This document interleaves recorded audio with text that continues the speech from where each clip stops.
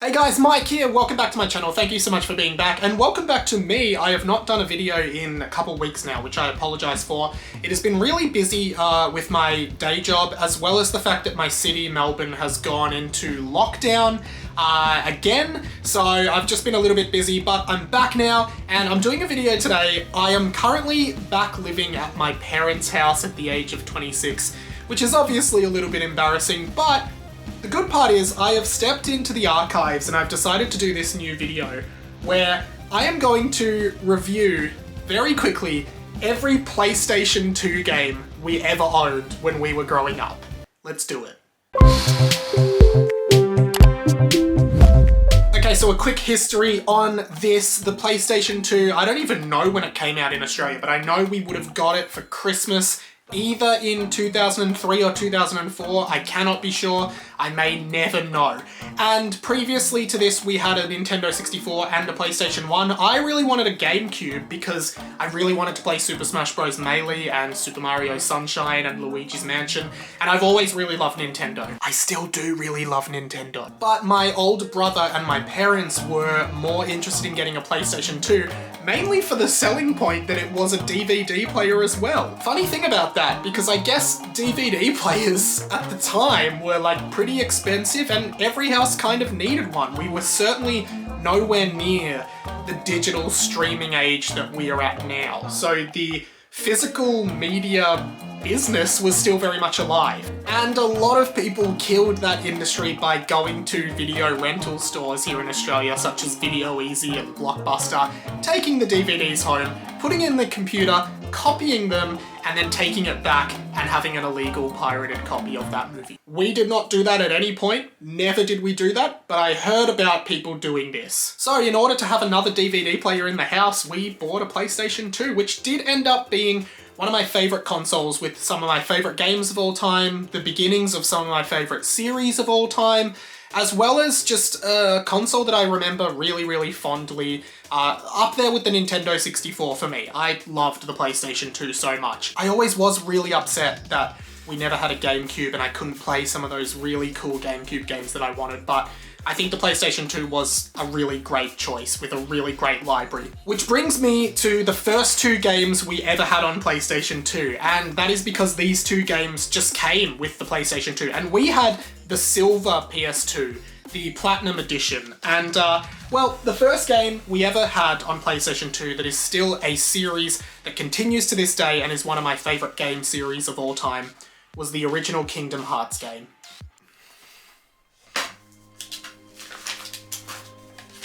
It is really cool opening these up. Games used to come with instruction manuals. It does seem like the instruction manual for this game is lost, but there are also ads in this for Treasure Planet, the PlayStation 2 game, Final Fantasy X, the PlayStation 2 game, and that's pretty much it.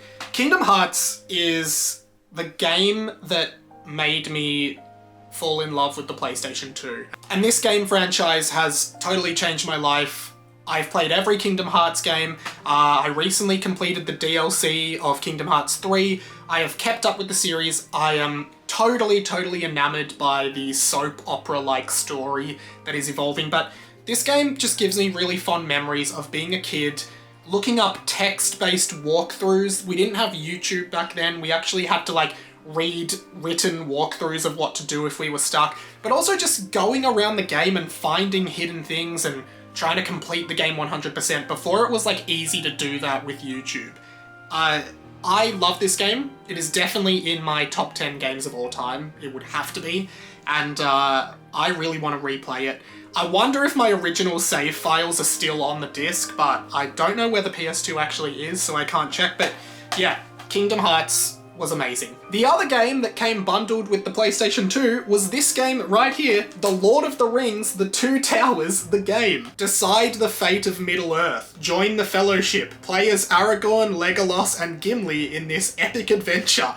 Upgrade your characters with new moves and weapons. Unlock a secret character and level. That's really funny. One of the selling points on the back of the game is that you can unlock a secret character and level. Defeat the Dark Lord's minions. Exclusive movie content. Scenes from the upcoming film The Two Towers. Soundtrack from The Fellowship of the Ring. I'm gonna be honest, I don't particularly remember much of this game. From memory, it was kind of like... A lot of these licensed games back then were really basic, I guess hack and slash kind of games with really basic combat. There is an instruction manual here. I remember the cutscenes being really poorly animated, and a lot of these games were just cash grabs for kids to make money off them and make average games that can capitalize on an existing license. Licensed games now, you don't see that much now with main consoles, I don't think. You see a lot more apps and phone-based games. You don't really see as many sort of shovelware games like this, but that was one of the first games we had on PS2 as well. Moving on, and they are all scattered on my desk over here, so I'm just going to pick them up at random and talk about them briefly. On a similar vein to Lord of the Rings The Two Towers, we had Fantastic Four. This is the PlayStation 2 game based on the 2004 or 5, I want to say, Fantastic Four film starring Jessica Alba, Chris Evans, Michael Chiklis, and this guy. I actually remember having a bit of fun with this game. Like, I remember really enjoying it. You could switch between the 4 members of the Fantastic Four. They all had different powers. It was basically just a beat-em-up game. You went through and defeated various different Marvel villains and stuff. It didn't follow the story of the movie at all, so I just remember being like, what the hell? This doesn't happen in the movie. It was more just a loose adaptation. I don't think any of the... Oh, no, I'm checking now. It did feature the voices of all of the actors in the film.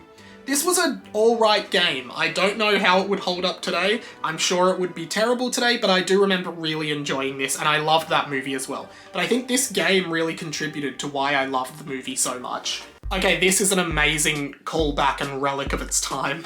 Athens 2004. This was the officially licensed game of the 2004 Olympics in Athens, and I believe this was probably the first ever Olympics-based video game. Mixed feelings on this retrospectively. I remember this being an absolute hit when guests came over and you'd play multiplayer and you'd compete in the different events, but I do remember, maybe it was just because we were young, but we could never figure out how to do a lot of the events. We always knew how to do the running because you literally just stood there and pressed X circle, that's how you ran. It was just whoever can tap the fastest. I don't think we could ever figure out how the swimming worked because it had some weird breathing mechanic that we didn't really know. There was high jump and gymnastics, which we did get. The weightlifting and the shooting we were terrible at. Yeah, I don't think this is a very good game. And I think games like Mario and Sonic at the Olympic Games are probably better licensed Olympic games now because they can be a bit more creative and not grounded in reality like this was, but I still remember having a bit of fun with this. Next up, it is a double. It is iToy Play and iToy Play 2. Okay, the first time iToy came out, it was just absolutely one of the craziest experiences at that time. I know this sounds weird, but back in those days, like, you didn't really have cameras on your phone. You didn't really have easy access to photography and photos and everything. And iToy, you were literally on the TV screen. It was really cool and really unique for kids. And a lot of the games were actually really fun. From memory, iToy Play 2 was a little bit better than iToy Play 1, but they were both great. I'm looking at the back of iToy Play 1. There's games like Keep Ups, where you have to keep up the soccer balls. I remember that. There's a boxing-based game, and then, my favorite, Wishy Washy, where you have to scrub out all the dirt on the windows. I still remember the song from this game. It's like, if you could see what I could see when I'm cleaning windows. I need to find that song and listen to it again. iToy Play 2 had Mr. Chef, which is a food-based one, Spy Toy, Goal Attack, I remember that, Air Guitar. Yeah, these were really fun games, and I really loved playing these with friends, and the best part was you didn't need a controller, so as many people as possible could play. Really great memories. Here's another licensed game. It's Spider-Man, the original Tobey Maguire Spider-Man film in game form. Very similar to the Fantastic Four game. Did not really follow the storyline of the movie very much. Just was a loose Spider-Man game. I don't remember this being that bad, and it's funny now because the Insomniac Spider-Man for PS4 is one of the best games I've ever played. I loved it so much. And this does not come close to what that was, but it is interesting to track back the evolution of Spider-Man based games and to see what they've created now. I remember getting to a level in this, vaguely, this is my vaguest recollection. If anyone has played this game, you may know the same level. It was a level where you were trying to get out of a burning building, I think, and I could never beat it, so I stopped playing. I reckon the save file is still on it all these years later, but yeah, you'd often just get these games, like parents would often, or friends of your parents would get you these kind of games for Christmas because they're like, oh yeah, Spider-Man, Mike likes Spider-Man, we'll get him Spider-Man, because they don't really know that these are really just shovelware games that aren't that good. But anyway, had a bit of fun with Spider-Man. I'm definitely being selective with the order that I choose these in, but this one's great. FIFA 2007. This is the season. Here's what's on the back of the box. Improved gameplay, so you know you're getting bang for your buck from FIFA 2006. Manager mode, head-to-head action, 24/7 connectivity. Take control of the clubs with 4 complete interactive leagues. Gamers around the world await your challenge. A lot of these games did have internet capabilities, but like no one really had a network adapter for PS2. It was only till like the next generation where the internet was really an established thing, which is pretty crazy. I remember playing a bit of these and like very quickly losing interest. My brother was the one that bought these, but we kind of shared all our games.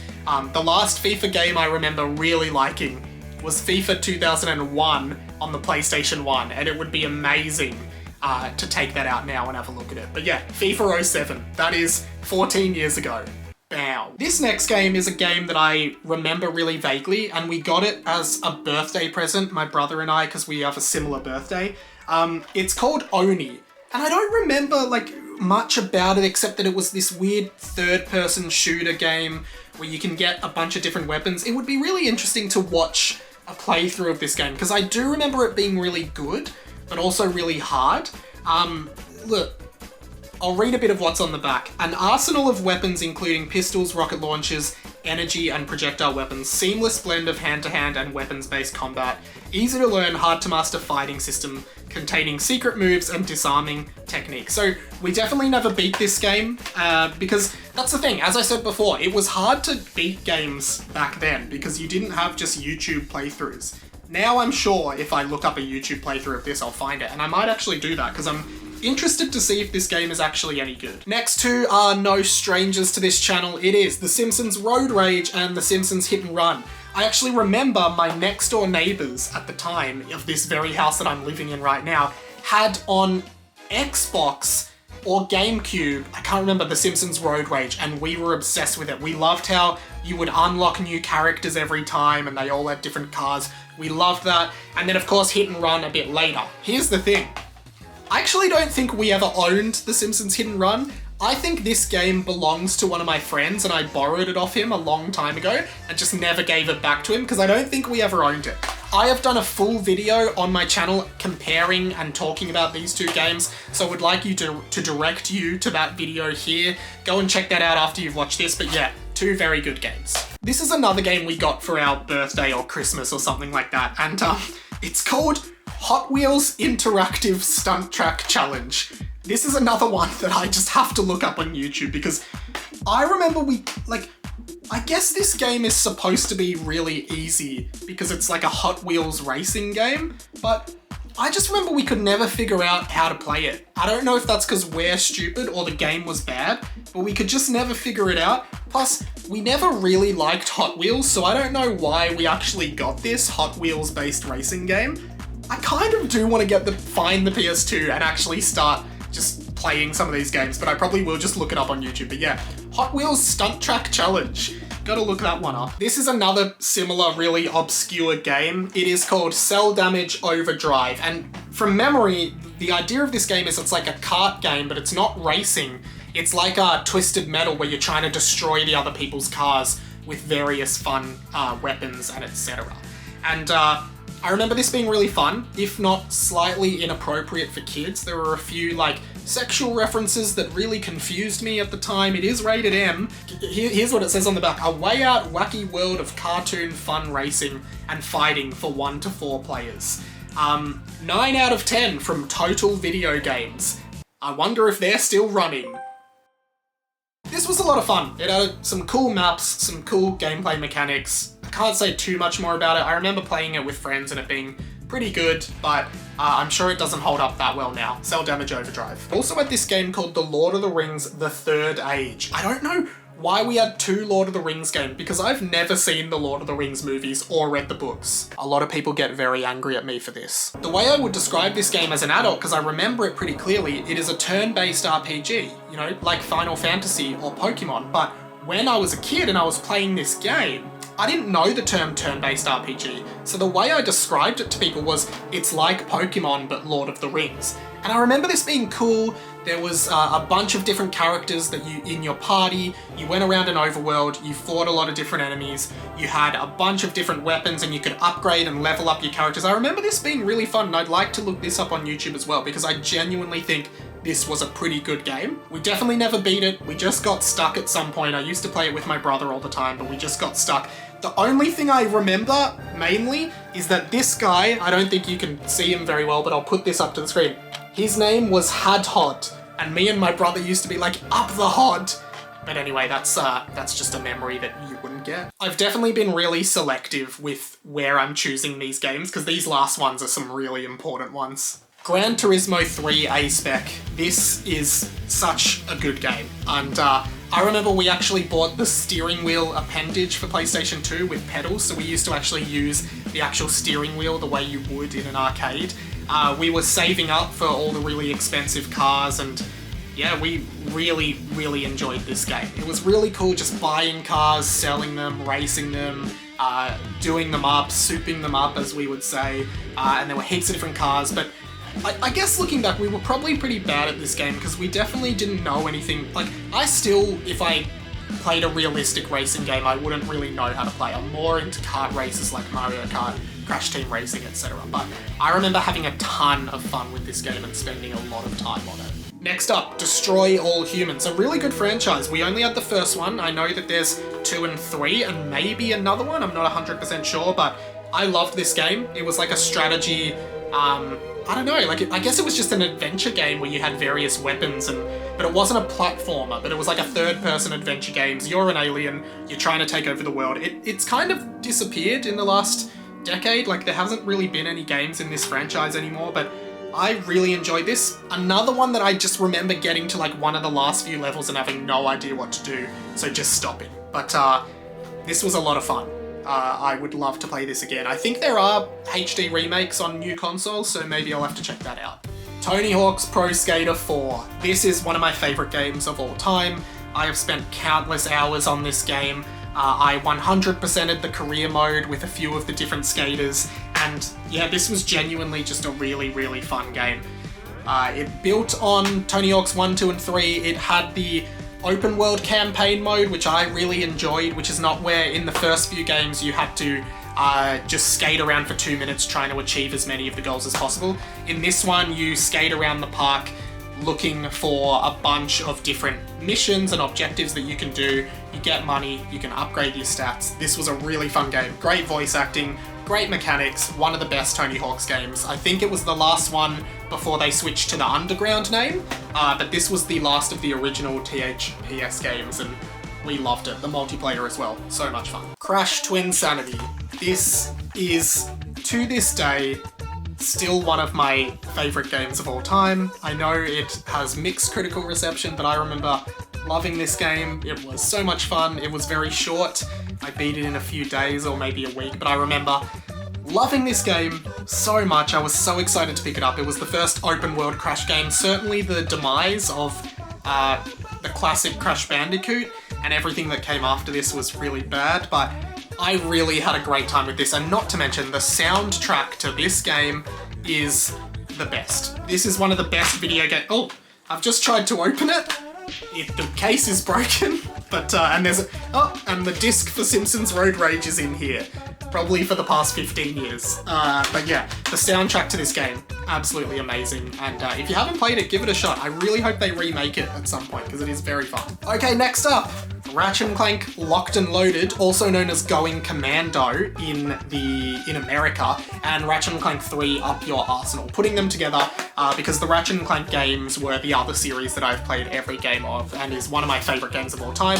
I am so excited for Rift Apart, the newest Ratchet & Clank game coming out. But yeah, these two games I've spent so much time on. I got all the skill points, again, back in the days before videos where you had to read descriptions of what to do and then try and do them and it wouldn't work and you'd be really frustrated because you didn't get it, and then you'd finally figure it out and you'd unlock all the cheat codes and all the weapons, and 100% on all of these games. We never had the original Ratchet & Clank game, so I never played that, but yeah, these two games, huge part of my life. I love this series so much. And finally, to bookend this video, Kingdom Hearts 2. A game that I waited many years for. I believe the original one came out in 2002. I then got the PlayStation 2 with it in 2003 or 4, I'm not sure when. And then I believe it was 2008 that Kingdom Hearts 2 came out. I still remember that I saved up for this game with my own money, and I'm looking at it, there is still the price tag from Kmart here in Australia,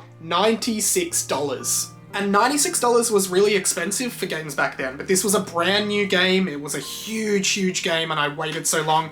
Me and my friend used to go on like Kingdom Hearts websites. Again, there was no YouTube like discussions about trailers and things, so you had to go on websites, find out all the new information, find everything out. Kingdom Hearts Ultimania was, I think, the website we used, and this is probably my favorite game of all time. The battle mechanics are the best in the entire Kingdom Hearts franchise. The story was finally resolved in some way or another. This instruction manual is just so crazy. They don't make instruction manuals anymore, at all. But yeah, I loved this game. The drive forms and all of the RPG mechanics in this were just fantastic, and I would replay this game any day. In fact, I did replay it when it came out as a collection on PlayStation 4 and PlayStation 3, so I've replayed it a few times. It is just incredible, and yeah, I love this game so much. $96, it was worth $96, I'd pay $96 again to play it. This is amazing.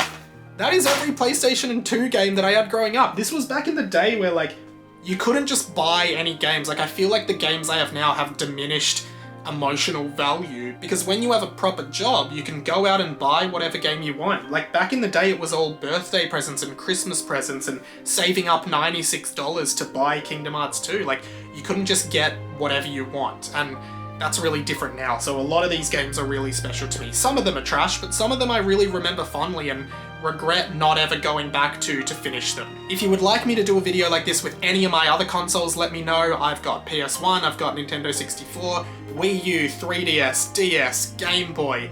I now own a Wii. All of those things I would love to do. Switch as well, PS3, PS4.